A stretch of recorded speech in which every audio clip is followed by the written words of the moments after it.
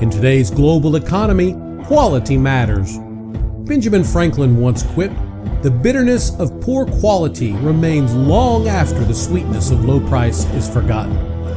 Quality Matters is here to talk about all things quality. So whether you're looking to improve your business, getting ready for an audit, or dealing with failed inspections, tune in, check us out, then get back to doing work that matters.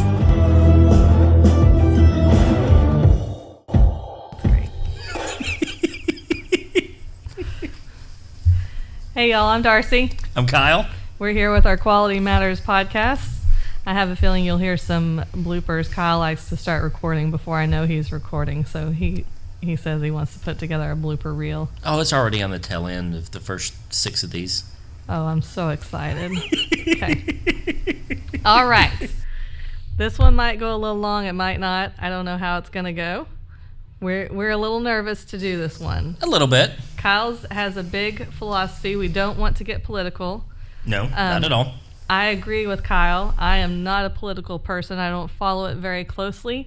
So I kind of want to preface this podcast by saying nothing is intended to be political.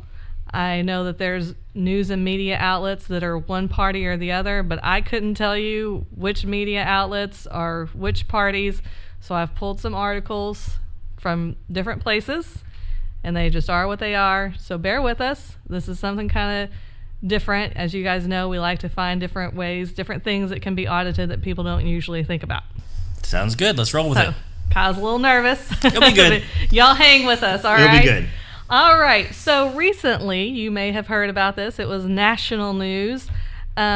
Houston Police Department served a no-knock warrant on January 28th, 2019. When we first heard about this, it was, 5 officers down and then the hospital, and everybody prayed for the officers, and most definitely so. 2 suspects were shot and killed as well. But then very quickly it came out that maybe the officers weren't doing what they were supposed to be. Well, maybe some nonconformities or some nonconformities. Yes. There we go. I told you Kyle's going to keep me on track to use the right words. And none of this is to diminish the work that any of these brave men and women do. Absolutely not. We totally respect our police officers. We back the blue 100%. So I'm going to kind of give the backstory because I don't even know that Kyle is very familiar with everything that happened. He's always surprised by these when we come in here. Yeah. So from what I've read, like I said, I've read several different articles. What precipitated the investigation was a phone call saying from the female's mother, the female suspect's mother, saying that the daughter was either doing heroin in her home or dealing heroin. I can't remember which. So the police started to investigate. It was, I believe, a 2-week investigation, and the warrant was applied for by one officer. In the warrant, he states that he used a confidential informant. It goes into lots of details. The warrant's available online publicly. The confidential informant reported buying heroin, and there's a whole thing they go to. They used money from the police officers and returned the heroin back to the police, and all these things. I think those are kind of standard procedures for standard this stuff. Things. So the confidential informant replied that there was more bundles of heroin. There was a gun close by on the premises. So that's what precipitated the no-knock warrant. So let's back up a little bit. To get a warrant, what do you need? I don't know. You don't know. So I will tell you. The Fourth Amendment is where warrants come from. Okay. And you just have to establish probable cause for the warrant to the satisfaction of a judge. Okay. And the officer has to make what they call an oath of affirmation. Basically saying, I swear it's true. The no-knock warrant comes into play where you think there will be violence. They have reason to believe that it's going to be dangerous to the officers, so you want to surprise the suspects so that you have an upper hand kind of thing. I can appreciate that. So based on this confidential informant, he said there was a gun. Right. Officers' experience are that whenever there's a gun involved, it's there to protect the drugs and to protect themselves, and will probably be used on an officer. So that was the justification for the no-knock warrant. Judge issued the no-knock warrant, and within, I think, like 3 hours, they were all there. Oh, wow. Lots Very of quick. officers. Very quick. It happened much quickly than I imagine in my head Right. serving warrants happens. So that's kind of that part of it. Now to talk about what happened when they actually came and served the warrant. One officer busts open the door, and, you know, I imagine from what I've seen on TV, they bust open the door and say, "Please search warrant," you know, Right. as they're busting open the door. A second officer enters behind the first officer that busts open the door. There's a dog, a pit bull, that starts attacking the officers. Okay. Dog's immediately shot and killed. A male suspect, and of course this is a report of the officers, so a male suspect approached from the back of the house firing a gun. Okay. The second officer was shot, I think maybe in the shoulder, and fell on the couch when he got shot.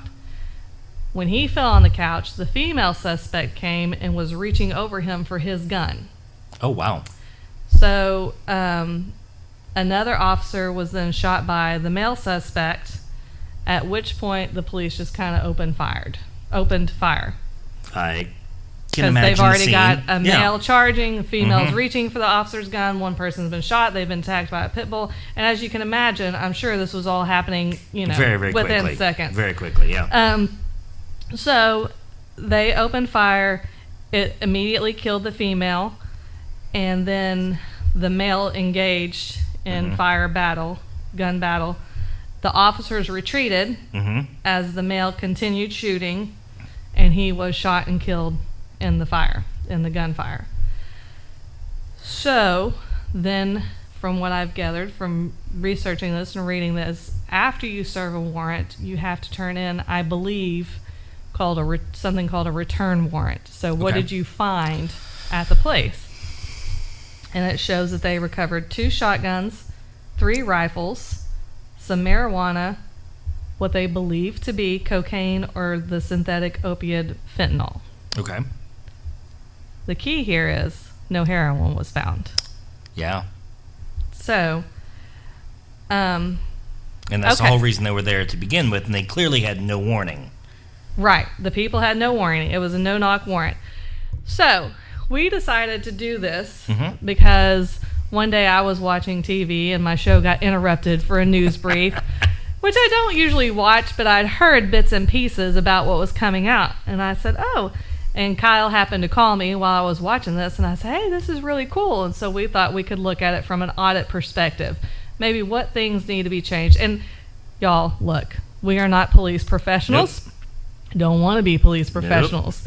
And from what I understand from that news briefing, they've already got 3 or 4 different committees and departments and things investigating this and probably going to recommend some changes and things like that.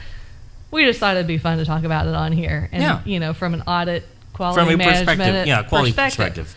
So, I mean, I think you start with the 4th Amendment and how you get a search warrant. Yeah. If it's as simple as what I'm reading it, looks like there's not a lot of, checks and balances? Is that the right word I'm looking for? I'm not sure, but, you know, I would think, and, you know, let's just kind of go back to the business world and something here. When you have a critical customer request, which for the police department, who's the customer? The citizens of the community. Yeah. They're the customer, right? So in business, if you have a critical customer requirement, sometimes you have to use very short order procedures to get the job done.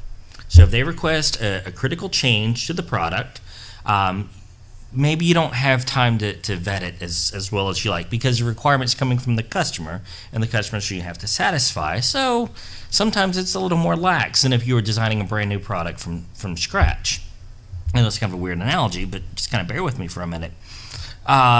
So the customer says they want this change, they want a piece of the component removed.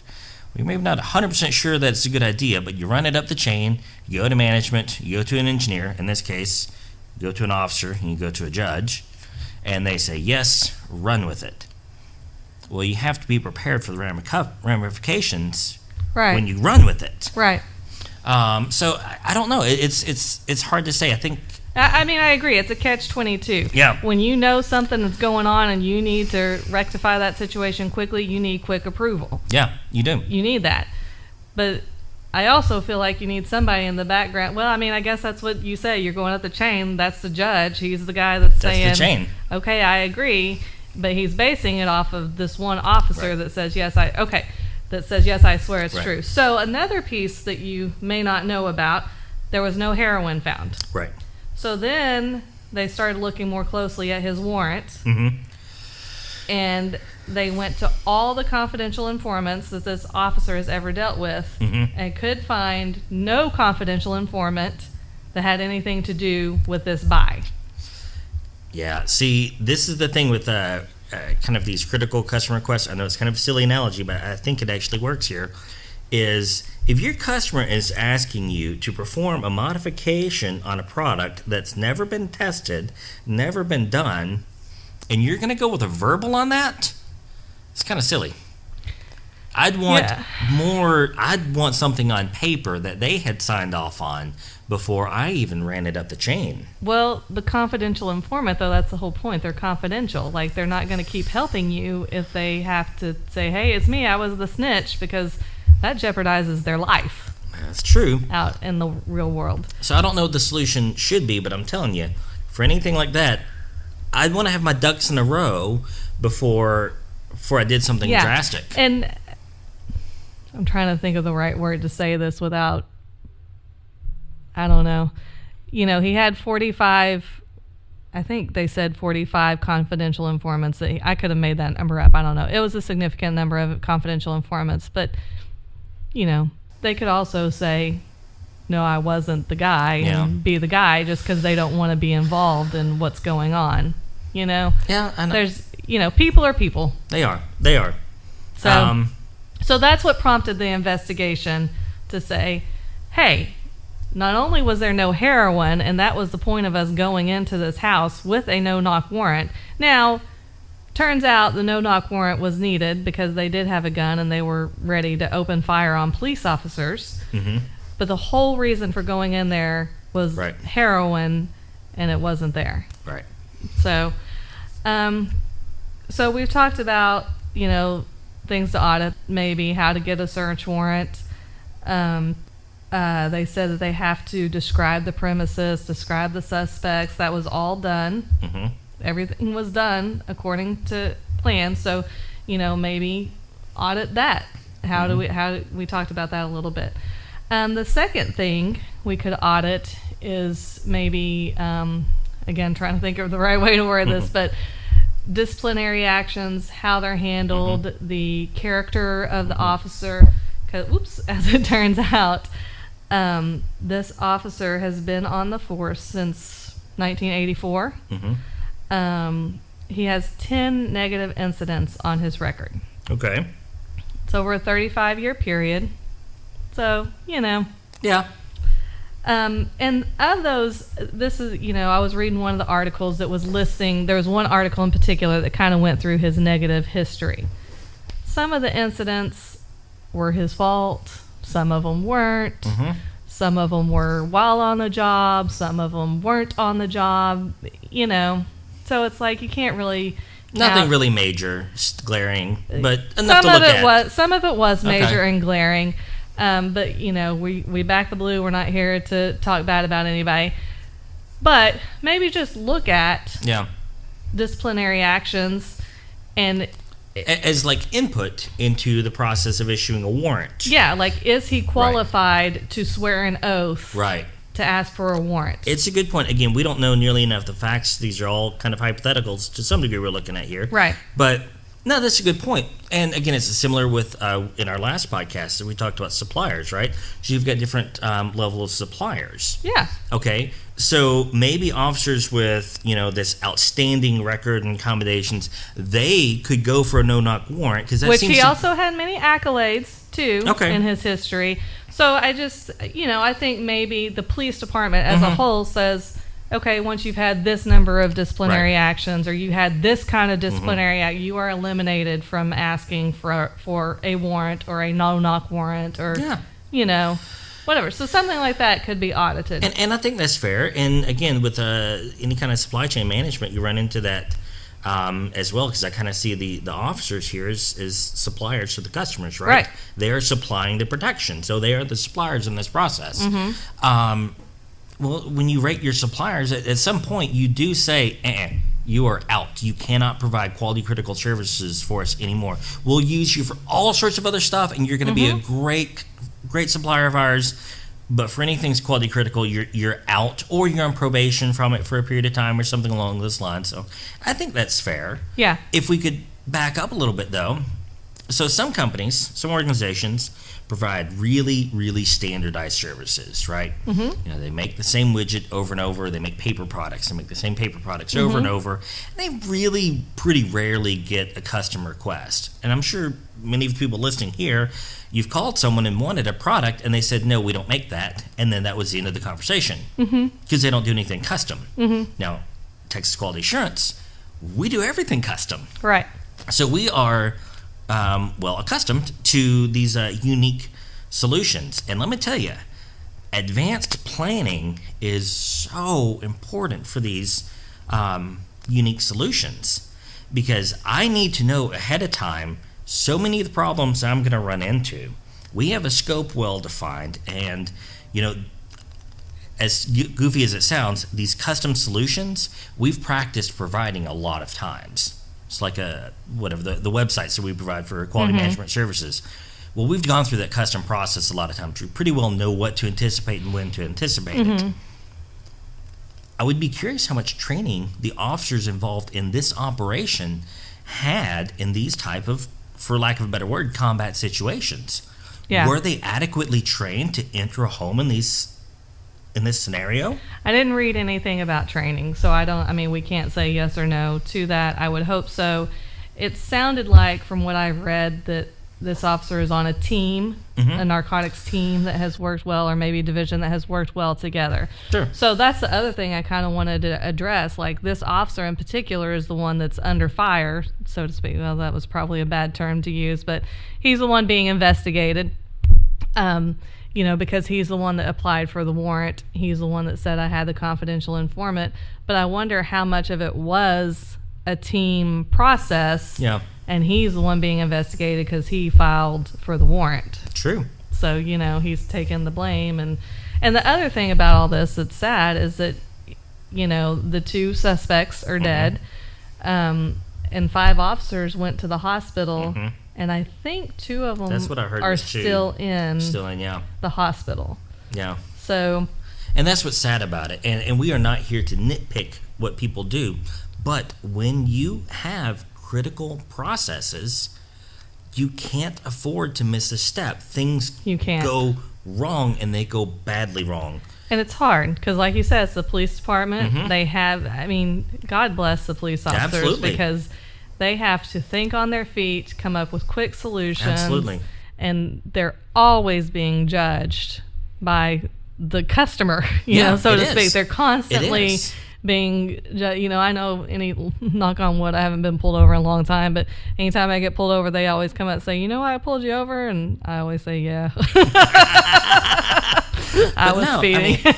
Well, and, things like this, see, again, relating it to the business world, is you've got customer satisfaction, you've got customer loyalty, and without getting into the bipartisan I just issues, want to touch on that right now because you said customer loyalty. So that's a big thing right now, and that's what I saw in the briefing, is that now the trust is broken. I'm sure there's some sort of political divide there. Sure. I don't, like I said, I don't follow it. Well, I don't follow it, so I couldn't even tell you what it is. But, the trust is broken. Yeah. Now, because this police officer, the citizens feel like, lied to get the search warrant, and now 2 of their fellow customer citizens are dead. 5, and even the people that are probably in support of the officers are still upset because now 5 officers have been shot because of what happened, whether he lied or he didn't lie or whatever happened.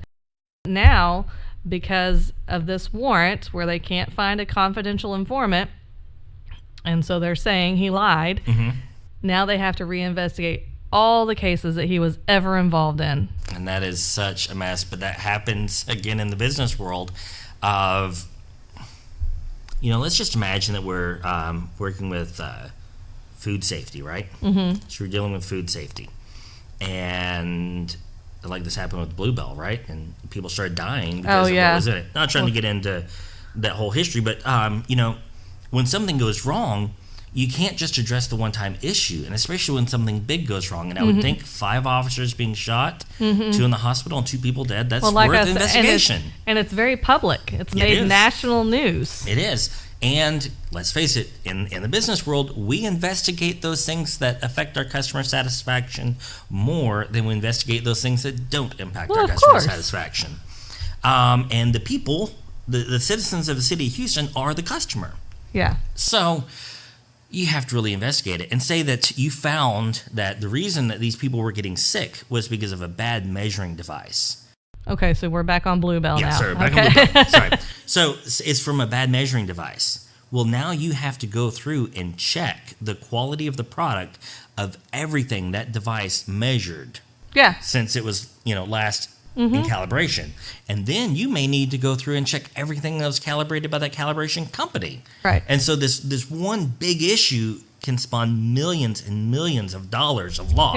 Yeah, exactly. And so I think I heard that it was over 1,400 cases that he's been involved. I mean, he's been on the force for 35 years. That's a lot. So now they're going to have to investigate all those cases. And so now think about it, because you're talking about Bluebell, where they're a private company and their profit is their profit. Well, HPD is not a profit company. That's the taxpayers' money. No one can bail them out and rebuild them. So, it's the taxpayers are going to be upset because I agree. The whole situation now, their money has to go to investigate all these cases. And like I said, and then the time of all these other entities that are involved in investigating. And imagine the disruption this is going to cause to ongoing investigations. Yeah. Oh, it's just the cost can't be fathomed. So to go back a little bit, I will say that they have already discussed the no-knock warrant. And they've talked about, especially in Texas,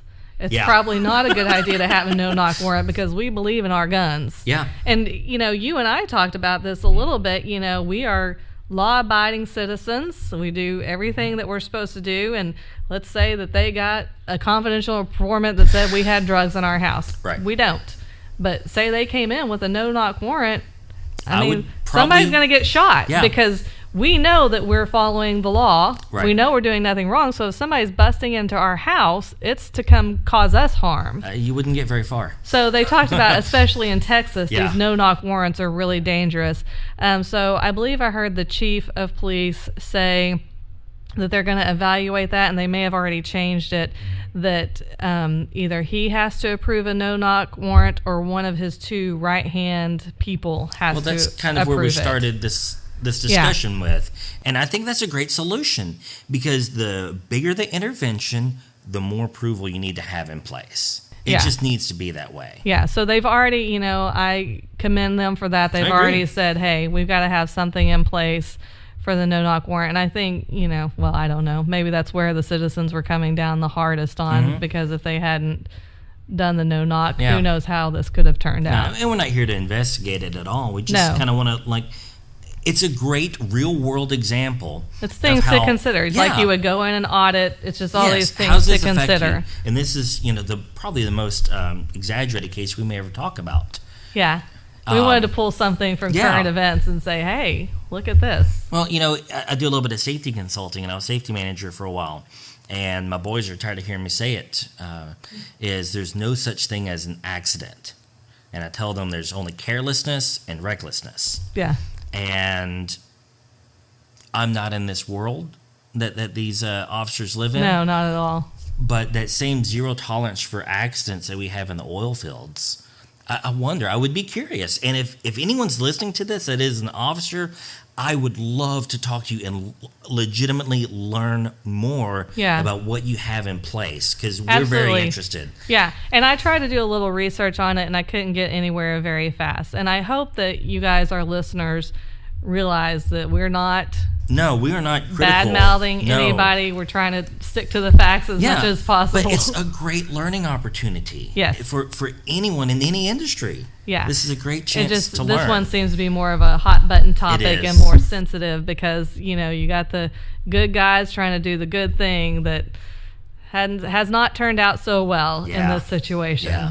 So, But no, this is a great topic. I appreciate you putting everything together. I know it was a lot of work. yeah, and like Kyle said, seriously, if there is somebody out there that knows more about this and would like to comment and come on our podcast and talk about it, please do. Please Please do. do. We'd like to have some more information, and we'd like to hear your side of it. Yeah, absolutely. I appreciate So it. we welcome comments below on the podcast, Mm-hmm. or you can find our phone numbers on our website at Texas Quality Assurance, and love to have you on and talk to you more about it. All right. Thank you very much.